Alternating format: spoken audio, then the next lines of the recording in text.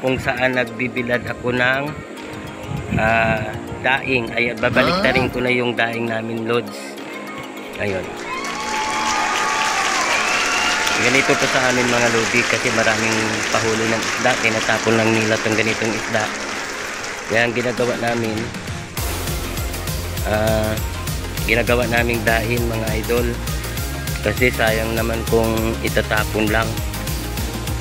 Ngayon, dami ko. So, matyaga namin binabaliktad to kahit sobrang init mga lods. Ganito talagang mga buwan mga lodi pag February to hanggang May, hanggang June pa kuha ng mga isda diri sa amin dito sa Romblon. Ayan, dito sa Calatrava, Romblon. Ayan, shout out nga pala sa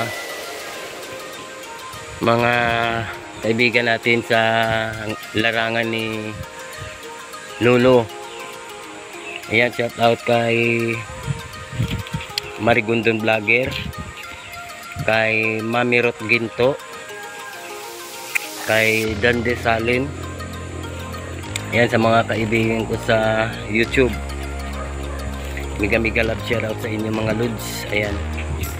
Ito guys, bali may nagmamay-ari na nito mga lods.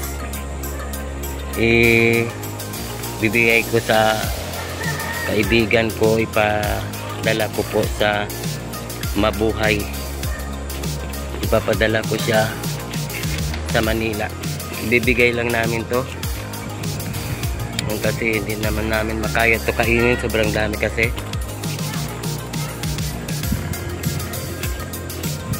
Ayan, basta't masipag ka lang dito guys sa probinsya, sobrang daming ulam. Yan, kagabi nagkalaot din kami, sobrang dami ng huli namin. Ito lang kumbaga ay na mga 20 pesos lang kasi ang kilo nito. Kaya ang ginagawa namin, dinadaing namin para pag walang huling mga isda magtigabagat, mayroon kaming uulamin. Ayan, hanggang dito na lang guys. Kung bago kayo sa ating channel, please like and subscribe. Thank you.